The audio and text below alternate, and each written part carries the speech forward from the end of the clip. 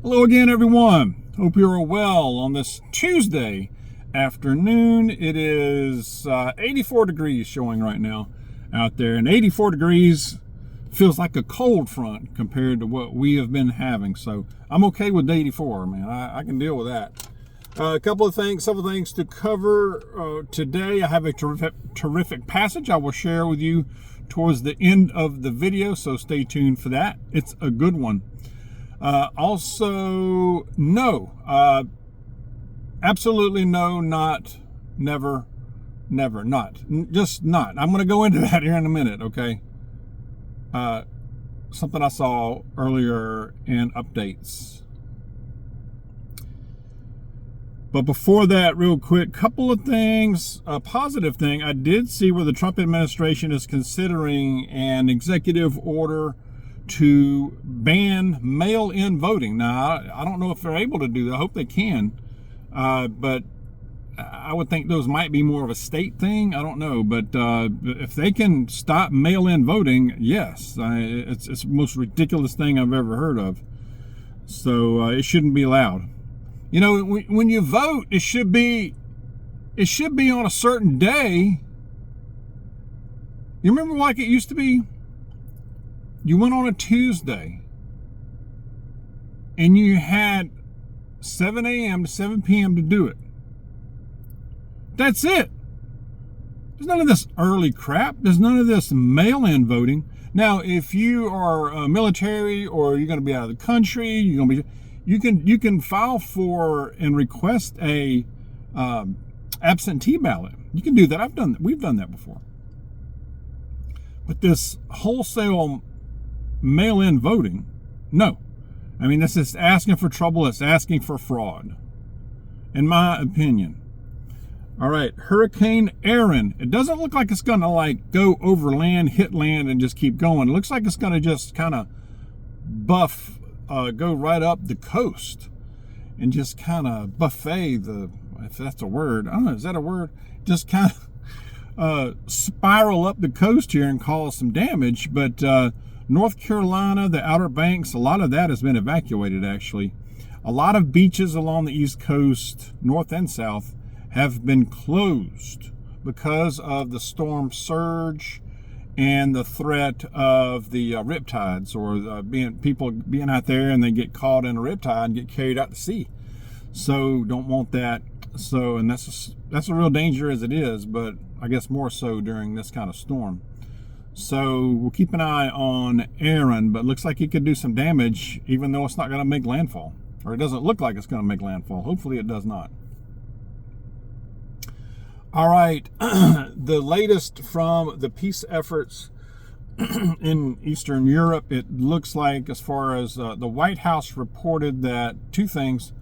The second thing is what got my ire up, but the first thing says that White House press secretary reported that it looks like it has been agreed to for Putin and Zelensky to meet. So a bilateral meeting.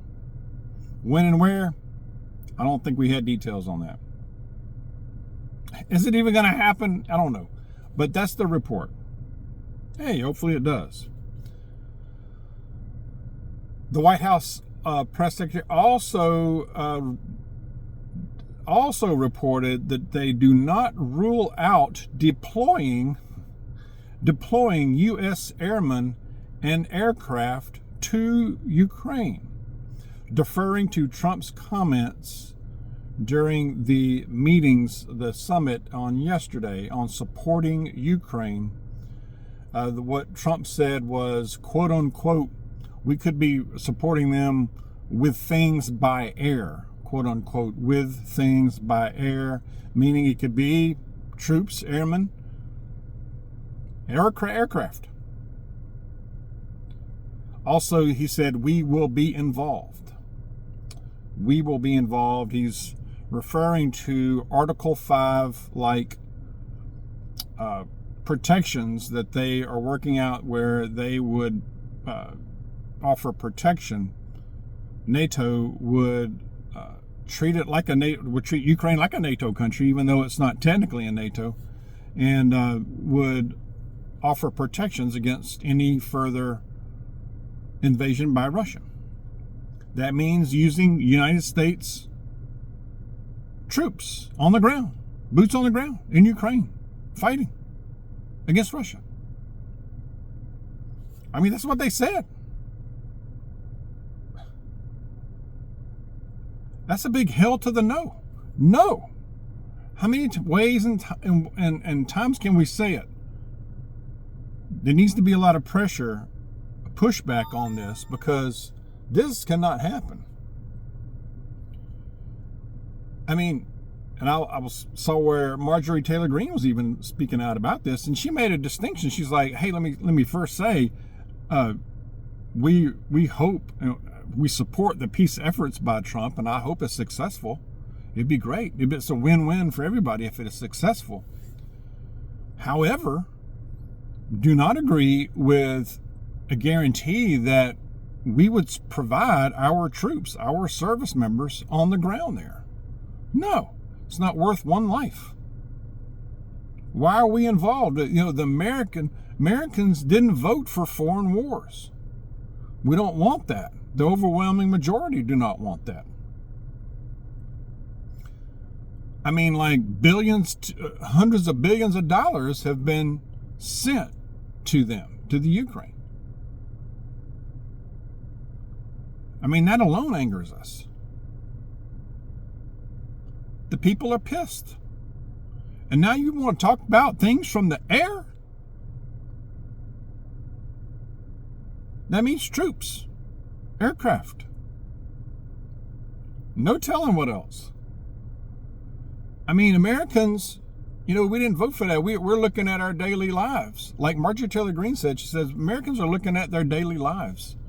The bills, food, school, family, raising a family, healthcare cost, healthcare insurance, which is a absolute total scam / biggest dang ripoff I've ever seen in my life.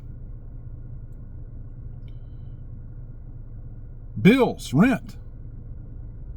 Making the ends meet, man. America first. I said this yesterday. America first is what we voted for.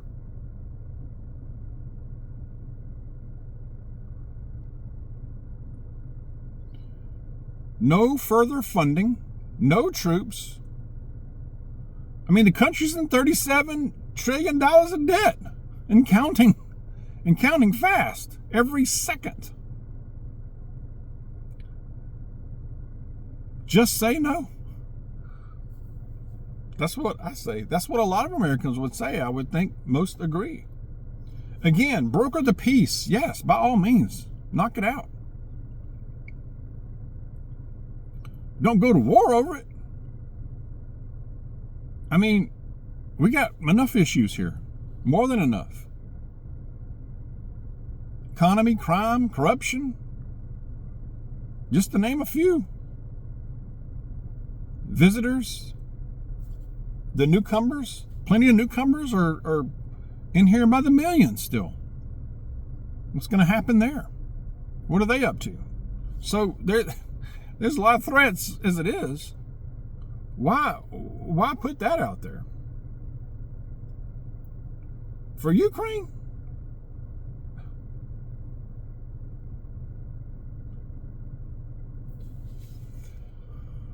Anyway, that was my reaction when I saw this earlier today. I was just kind of looking through and looking through some things here. But, something to keep an eye on. The United States military we can't be the police. We at some point, like Green said, at some point you got to say no more. We can't do all this. I mean, what? We sympathize maybe, but that's as far as it goes, as far as it should go. I mean, what about Christians that are being,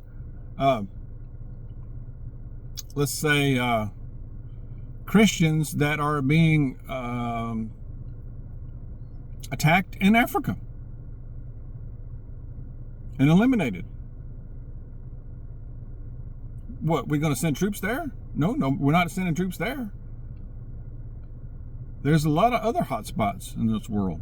We can't just go and extinguish all of it. We've learned our lesson as far as nation building. You would think we've learned our lesson there from the Middle East, the Sandlot Wars. That doesn't work. Anyway, I'm kind of rambling here, so I'm going to go to a passage. But share your thoughts on this. I mean, it's just, my concern is that we're trending towards war there. And it's like, certain folks want that. Many of them want it, that are in power for various reasons. I saw something else where in Germany, somebody said, I forget their position, said that Germans must must be forced to go into the military and protect freedom in Europe. I mean, if I'm a German, I'm like, well, maybe for Germany, but I mean, you got an army over there too, right? I mean, where does it end, right? Anyway. But anyway, let's go to a passage here. Okay, again, the passage is 1 Peter.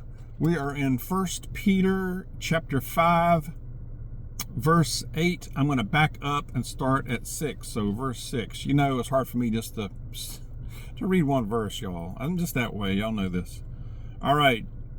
Therefore, humble yourselves under the mighty hand of God, so that he may exalt you at the proper time, having cast all your anxiety on him because he cares about you. Then verse 8, be of sober spirit, be on the alert. Some translations say, be watchful. Be watchful, be on alert. Your adversary, the devil, prowls around like a roaring lion, seeking someone to devour. Amen. Isn't that the truth? So resist him, firm in your faith, knowing that the same experiences of suffering are being accomplished by your brothers and sisters who are in the world. Focusing again on 8, be of sober spirit, be on alert, be watchful. Your adversary, the devil, prowls around like a roaring lion, seeking someone to devour. Amen. Isn't that the truth? Isn't that the truth? When you walk with Jesus, you become a target in more ways than one, don't we? But that's just the way it is, and that's okay.